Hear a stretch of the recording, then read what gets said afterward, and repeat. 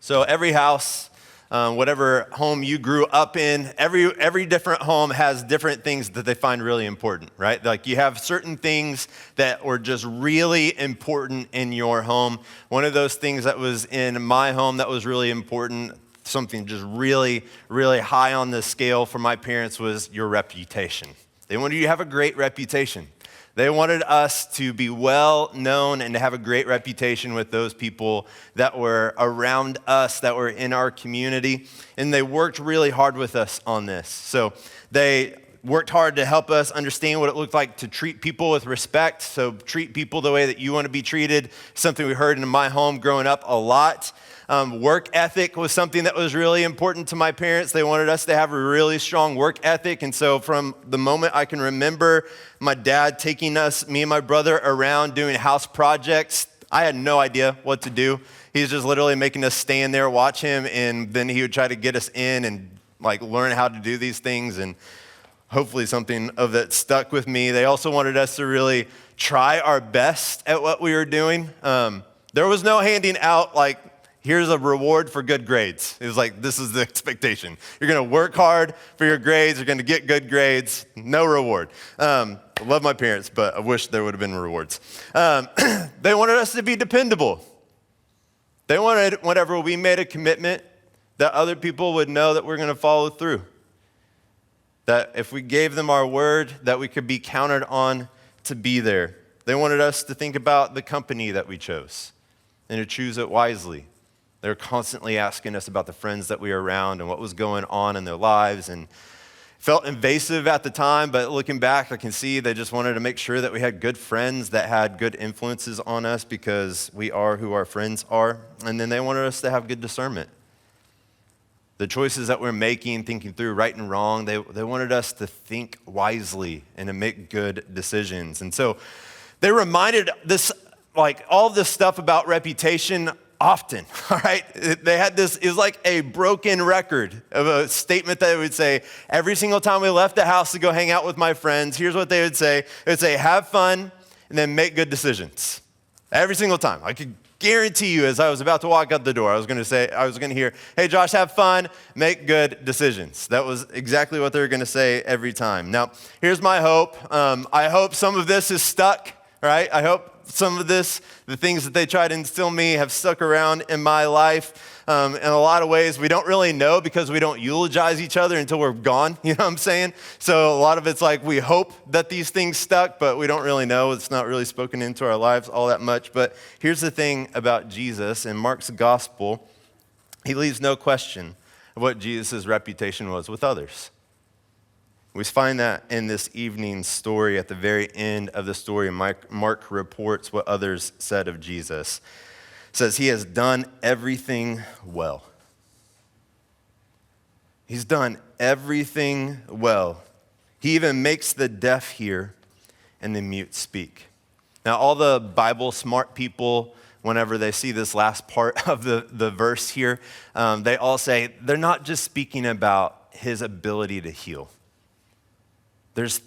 He's speaking of more. There's more that's going on, and the story precedes this statement at the very end that's all about Jesus' reputation. It sheds light on what that reputation really is, how he did everything excellent and well. And that's where I want us to spend the majority of our time tonight, is just unpacking this story, because as we do, we're going to find a few things about Jesus and why he did everything excellently according to those that were around him. So as we can consider Jesus' healing of the deaf mute man, we'll see that Jesus does everything well because, 1, he's personable.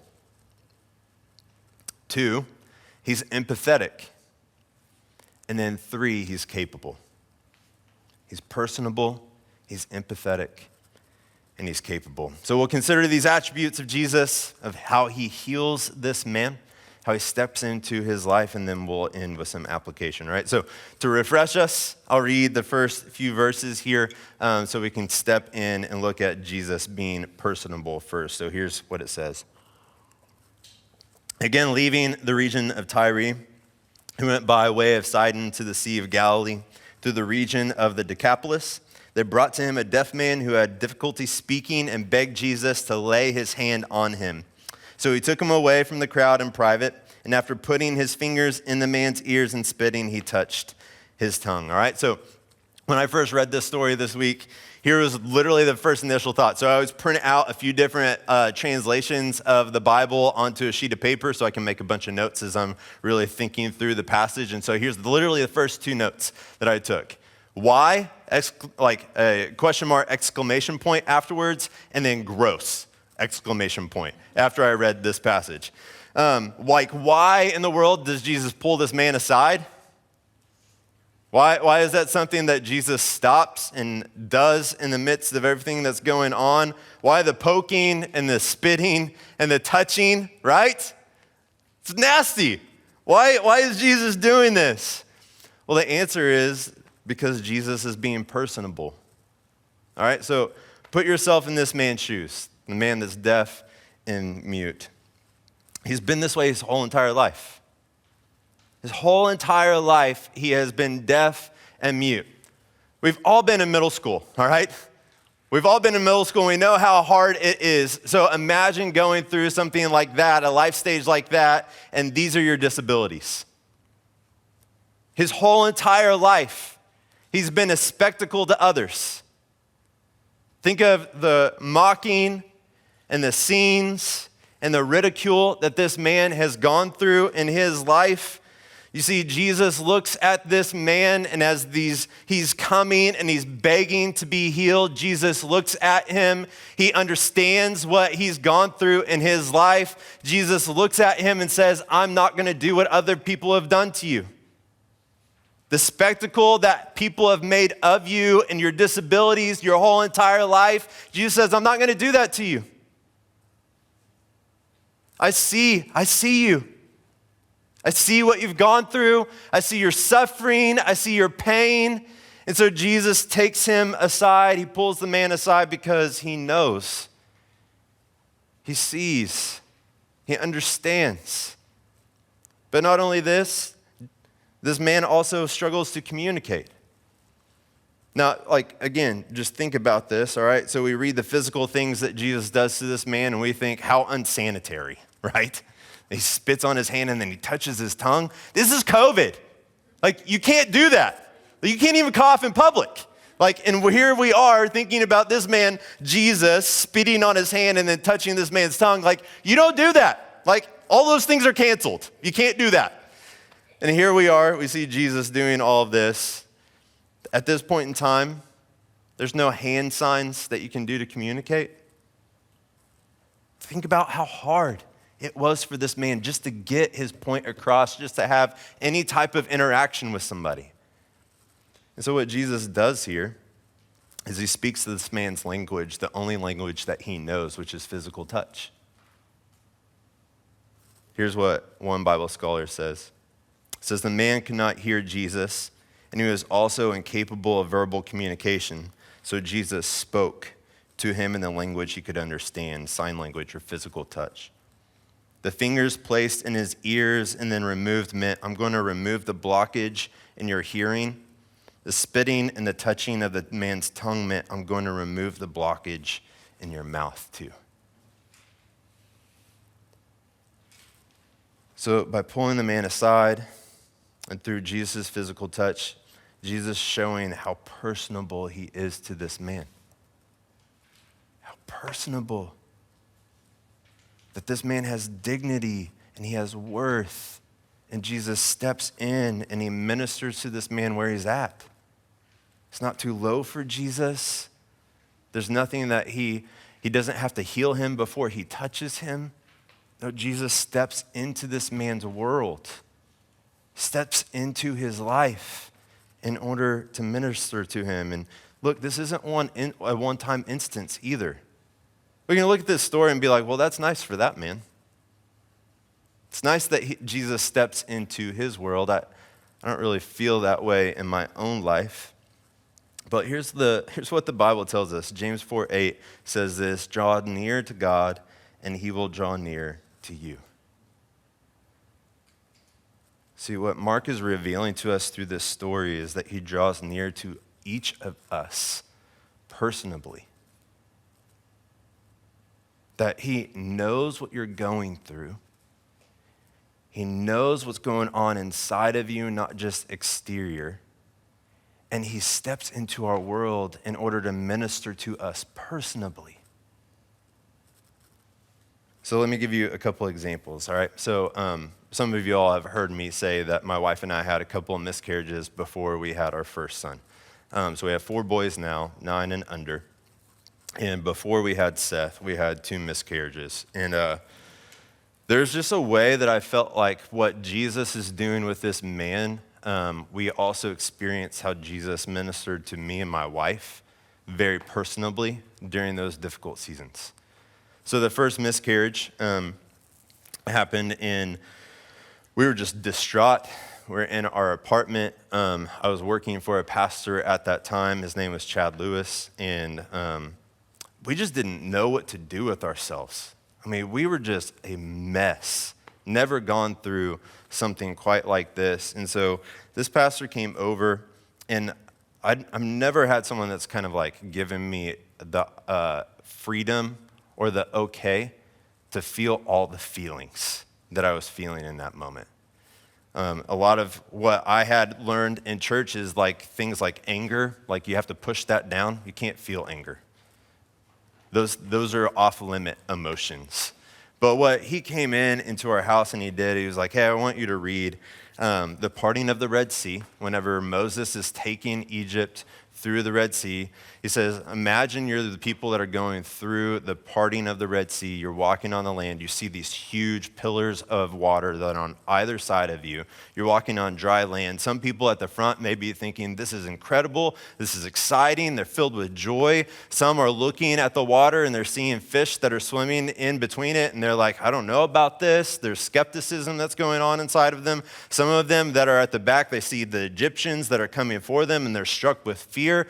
And what this pastor said is like, there are so many different emotions that are probably going on inside of these people as they're crossing through the Red Sea, and every one of it's valid. And he said, look, in this really hard, difficult season, you have a God that is big enough to deal with all of the emotions that you're feeling inside. And this just ministered to me incredibly well. It's exactly what I needed in that moment. Jesus stepped in and he ministered to me personably. Now, that was good and helpful for my wife. But during the second miscarriage, which was about 6 months later, we were in a different apartment. We had moved apartments. And as we're in this apartment, and Cherish is dealing with all the issues of a miscarriage, one of our best friends came over.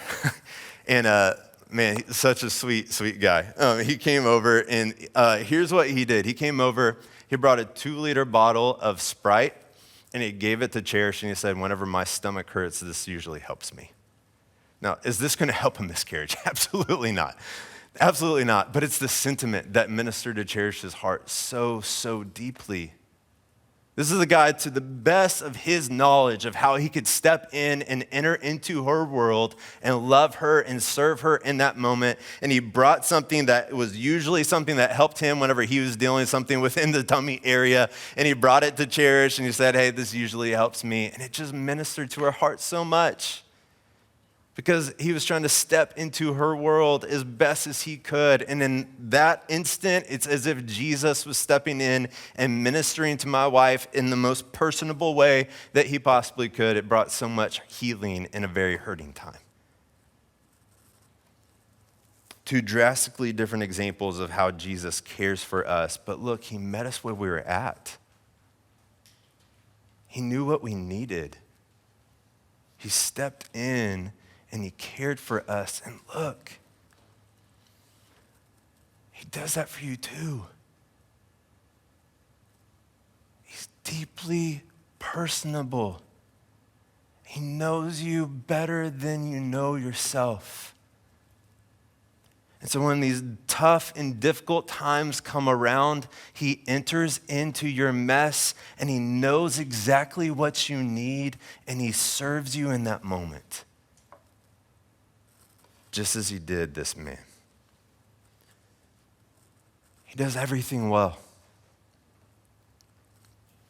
We can draw near to Jesus, and when we draw near to him, he'll meet you where you're at. That's what Mark is telling us through this first part of the story. But not only is Jesus personable, he's also empathetic. We see this in verse 34. So just a really short little reading here. Here's what it says. So after this, Jesus, looking up to heaven, Mark reports that he sighed deeply. He sighed deeply. Now, here's something I've learned about reading the Bible, all right?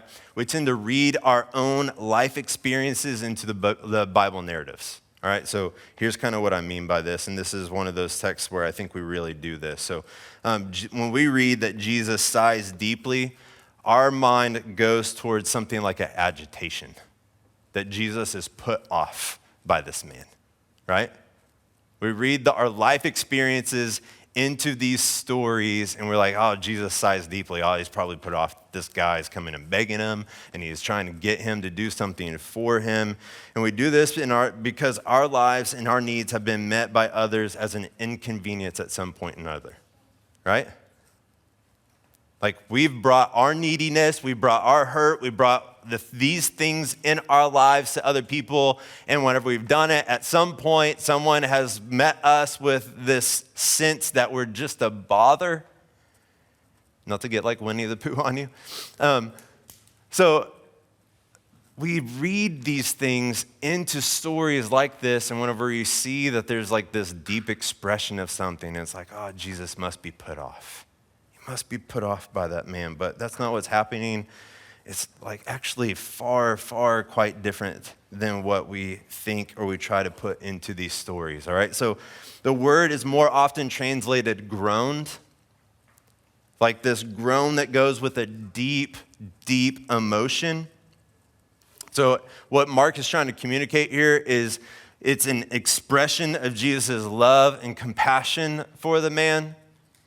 Jesus, he feels deeply, he has strong grief over the brokenness in this world. There's a groan of desire that all these broken things would be made right in this world. This is what's being encapsulated in this deep sigh that Jesus does right before this man as he's looking up to heaven, about to ask that this man be healed. And this aspect of what Bible scholars, so as you're unpacking this, what Bible scholars try to say about this type of quality of who God is, it's called immanence, the immanence of God, that he's close and that he's knowable, that he's close to us and that he's knowable. Now, this whole idea of immanence is only powerful to us if you view it in the light of his transcendence, that God is so different from us and that he's so much bigger than all of us. Now, I think kids' books can sometimes put these concepts the best to where we can all understand them.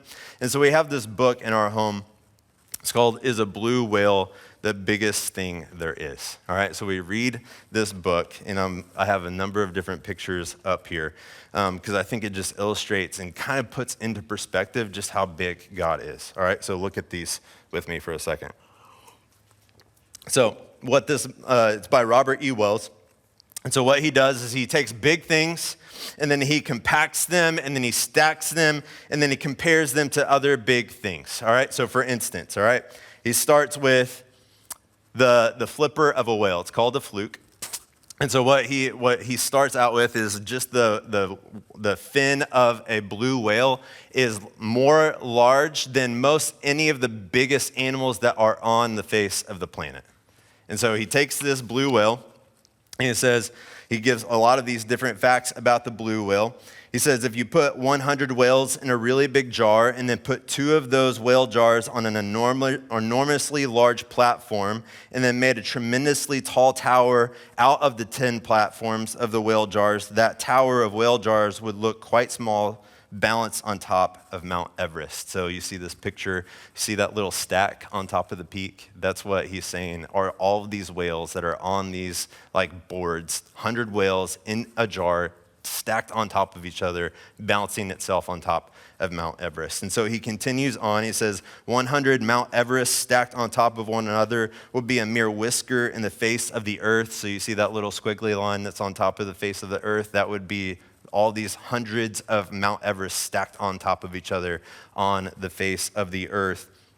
More than 1 million of our Urs would be fit into the sun. And so you see all these little 100 different Urs that are compact into like this net, and then it puts it in perspective of the sun. And if we did that, there would be millions of the Earths that could be compacted into the sun. And then more than 50 million of our suns would fit inside the supergiant star Antares, which you can see right here. So they made it like the sun is this big orange, and they put them into a crate, and they put it on top of Antares here. And so the Milky Way is made up of billions of stars like Antares. And so you have Antares right here, and then you have all these other stars that are there out in the Milky Way, just showing how big the galaxy really is. And then Milky Way is one of billion of galaxies. And so then you see like this whole idea of the different galaxies that are out there. And then you have the universe that is all the galaxies and the dark space between them that's put on the next page. And so here's where the book stops though. The book stops with the universe.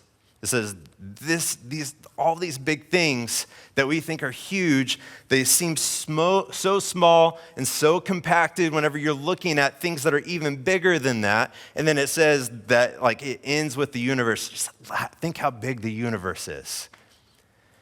No, we don't stop there in our house though. We have one final question, even though this is where the book stops. We have one final question that's in our house. And what we say is the universe, the biggest thing that there is. And boys, what do we say? No. What's the biggest? God is the biggest. That's right. See, the God of the universe, who is so insanely big, incredibly big, enormously big, so much bigger that we can't even comprehend the power and magnitude of who he is. He's so big. The God that created this universe, listen, became so small for us. In no other religion does a God become so small. It's actually quite the reverse. Small man must ascend to the gods, but not so with the God of the Bible. You look at the God of the Bible, you look at Philippians chapter 2, you look at Hebrews chapter 2, you look at Hebrews chapter 4, you see all these things about this big, enormous God who made himself small and put on human flesh. And look, he did this to enter into our world. And here's the beautiful thing about our God, the beautiful thing about our Jesus, is that whenever he enters into this world, he put on the full weight of human flesh, which means that everything that you feel, Jesus felt as well. He was completely human. He knew the brokenness of this world. He knows what it feels to feel the full range of your emotions. And so look, he's empathetic with this man.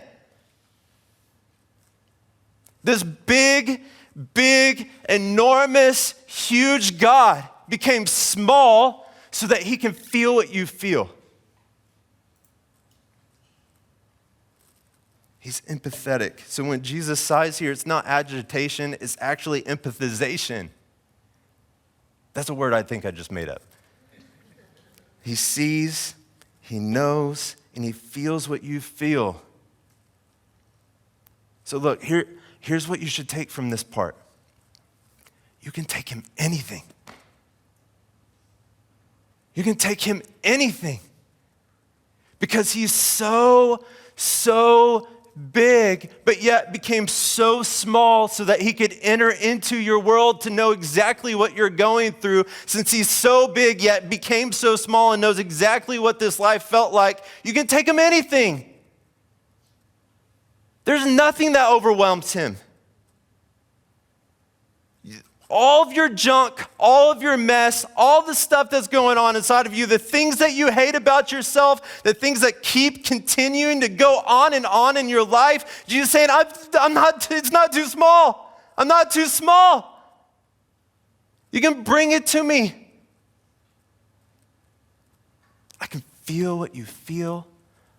I know what it's like. I understand. I've experienced the brokenness, and I can hold it all.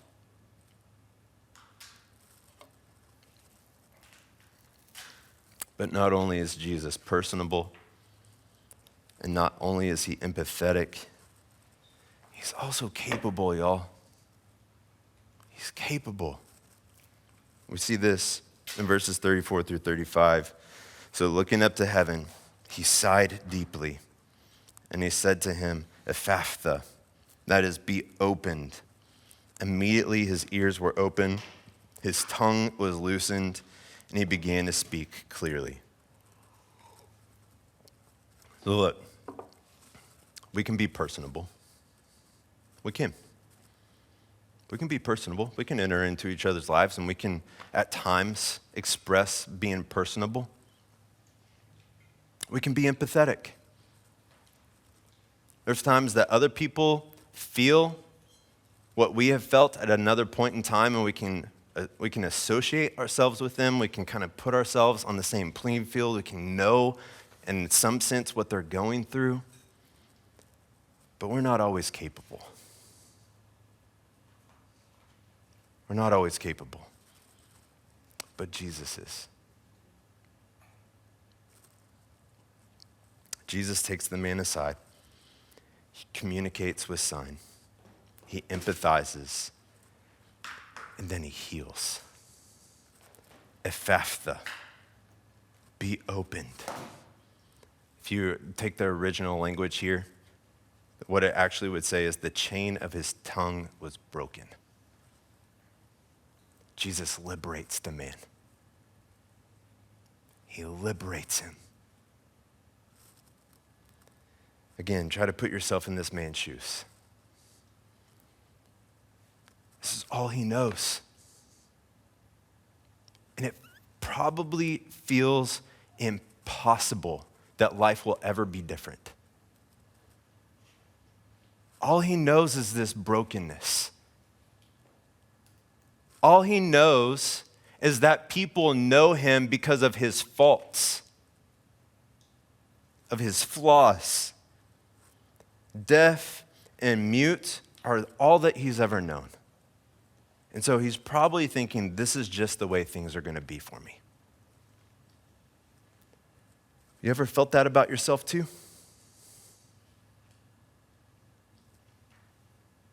The struggle that I have in my life, this thing that I hate about myself, it's the only thing I've ever known. And I guess this is just who I am. You ever felt that?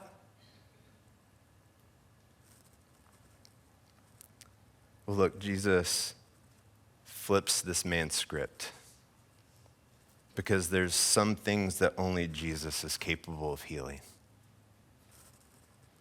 And after Jesus heals the man, the crowds respond. In verse 37, they were extremely astonished and said, he has done everything well. He even makes the deaf hear and the mute speak. Now, there's something very, very specific that's going on here, all right? So what Mark is actually doing is he's making a reference to the Old Testament. He's making a reference to this prophet named Isaiah, specifically chapter 35. So Mark is doing this intentionally because he's trying to reveal to us who Jesus is, who his identity is. In Isaiah 35, it's speaking of the promised Messiah. And here's what verses 4 through 6 say. It says, be strong, do not fear. Here is your God. Vengeance is coming. God's retribution is coming. He will save you. Then look at this, verse 5. Then the eyes of the blind will be opened and the ears of the deaf unstopped. Then the lame will leap like a deer and the tongue of the mute will sing for joy, for water will gush in the wilderness and streams in the desert. So there's a couple of connections that we need to make to this chapter, Isaiah 35, from what we have in our story here in Mark chapter 7. So The scene in Isaiah 35 is happening in a place called Lebanon. Lebanon is this place in Isaiah 35, but in Jesus' day, guess where it is? It's Tyre and Sidon, the exact place that Jesus is stepping in and bringing healing to this deaf and mute man. Then you also have this one word that happens in verse 32. It's called maglalis. It's only used one other time in all of the Bible. And guess where it happens? Isaiah 35, verse 35. Then the eyes of the blind will be opened and the ears of the deaf unstopped. So look, here's what Mark is doing. It's like Mark through his writing, he's trying to grab us by the shoulders. He's trying to shake us, look us in the eyes and say, look who this is. Look who this man is. Look who Jesus is. It's the Messiah. It's the one that we've been waiting for. This is him. He's the one that brings the healing. He's the one who's capable. And not just physical healing. That's not what Mark is trying to say here. That what he's trying to point back to with Isaiah 35 is there's something even bigger than just the physical healing that's happening. He's saying there's holistic healing that's come to you. There's holistic healing, including your own souls. Now look, Isaiah 35:4 says this, here's your God, vengeance is coming, God's retribution is coming, he will save you. So with Jesus comes God's retribution, all right? But one pastor puts it like this, Jesus doesn't come wielding God's retribution, he comes to bear it. This is good news for us. This is such good news. Because here's what this means. Jesus, being fully God, fully man, living perfectly, came not to wield God's retribution towards other people, but he came to bear it, meaning the very thing that you and I deserve, this punishment for our sin. Jesus came to bear it for us. That's what he's doing here in Isaiah 35. In Mark chapter 7. Mark's pointing these things together and he's saying, look, this is what Jesus is doing. He's fulfilling Isaiah 35. He's saying, I'm the Messiah. I'm the one that's coming to put this whole broken world back together again. And I'm doing it by performing this wonder in front of you by healing this deaf and mute man. I'm showing you that I'm him. I'm the one. I'm the one that you've been waiting for. I'm the one that can finally step in and do what you could not do for yourself. And he does this for us. And like the deaf and mute man, you may look at your life and think, I guess this is just the way I'll always be. Before Jesus enters into his world, I guess this is just who I am. But Jesus looks at us and he says, no, I'm capable. I'm capable. This thing that you feel is insurmountable in your life, not only am I personable, not only am I empathetic, but look, I am capable of healing that very thing that's going on inside of you. And I deal with your deepest need first. I deal with your sin issue. And then look, your physical healing may not happen in this life, but there's something called the resurrection that's coming, that whenever I come back again, you get a perfect body. I'm coming back. I'm bringing the heavens down to earth. No more tears, no more pain, none of the hardship. Everything's put back together again, including you. And you feel the remnants even now.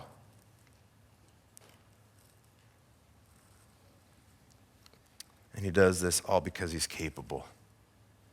Look, he's capable of flipping your narrative too. These things that you feel may be insurmountable in your life. Because we can look at Mark chapter 7 and we see what he does in flipping the deaf and mute man's narrative. He can flip yours too. There's nothing beyond his control. He's capable. Jesus is personable, he's empathetic, he's capable. Now here's what we are to do with this.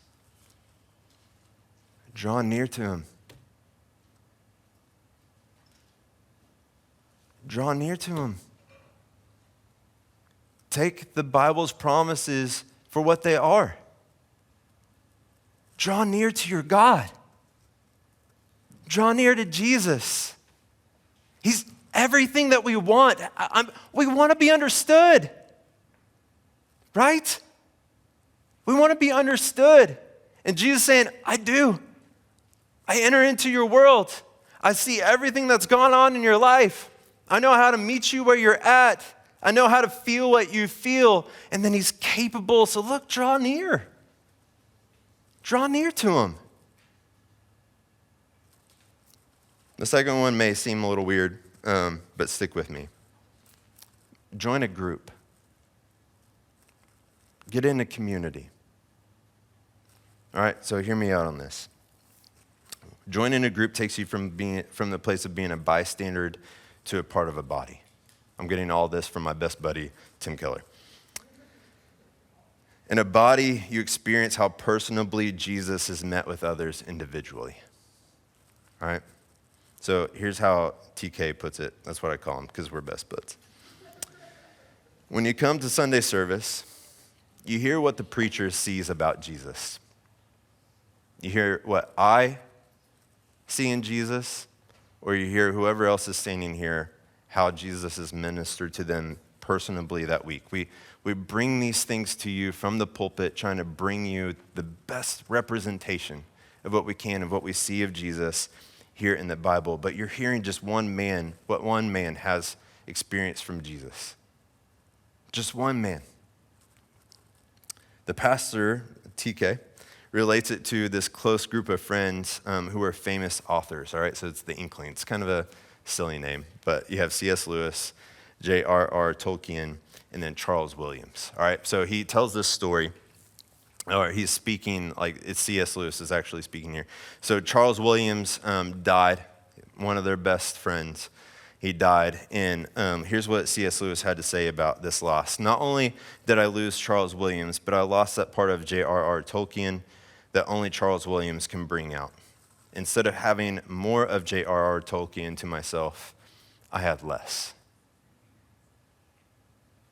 Why is this the case? He doesn't have to split time with Charles now. He's saying, when I lost Charles and when J.R.R.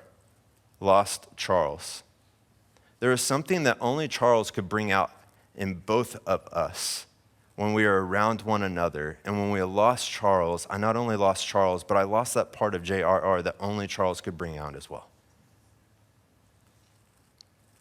And here's the connection. You need community, because if you want to know how personable Jesus is, if you want to know how empathetic Jesus is, if you want to know how capable Jesus is, it's more than just your narrow view. If you want to know how big and mighty and marvelous your Jesus is, then you get into community, because then you get to see just how personable Jesus is. Because whenever you open up your Bible, he ministers to you, but he meets each of us where we're at. And so when we read the same passage together, he's going to minister to somebody else's heart differently than how he's going to minister to your heart. And whenever we bring that out and we talk about it and we discuss it and we share things that are going on in our life and how Jesus has entered into our world and how he's met us and he feels for us and how he's been capable in our life, we get a bigger picture of God.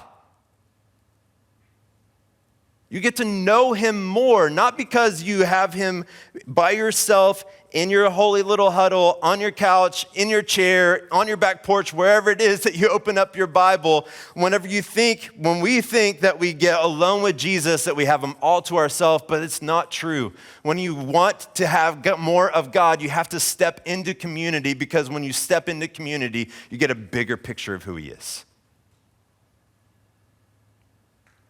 So look, step into a group. We have a couple of options. We have community groups that meet once a month. This is 100% relational, but we get to talk over food about what God's doing in our life.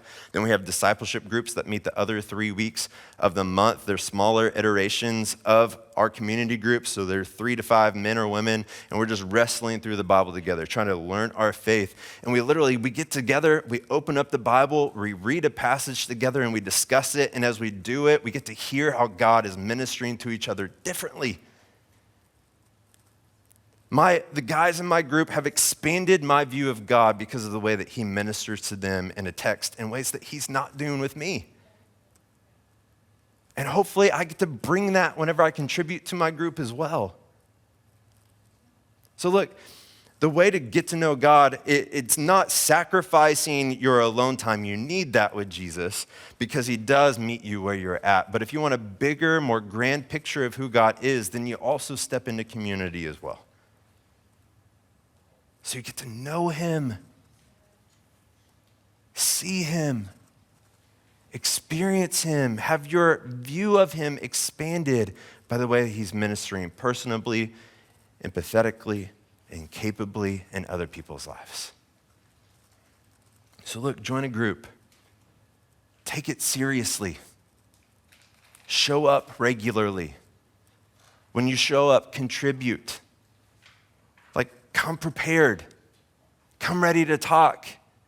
Because you want to know the people that are in the circle with you, but you want to know who God is too. So look, what this whole passage is telling us about Jesus is he's the wonderful counselor. That's why he does everything well. Because everybody feels like they've been seen. They're known. And they're experienced when they're around Jesus. And this story about the deaf, mute man shows us that Jesus is personable, that he's empathetic, and that he's capable, and that he does everything well. So look, draw near to him, and he'll meet you where you're at. And then step into community, that your view of who God is and how he ministers larger than just the way that he's doing with you expands and grows, and you know your God more deeply. Let's pray.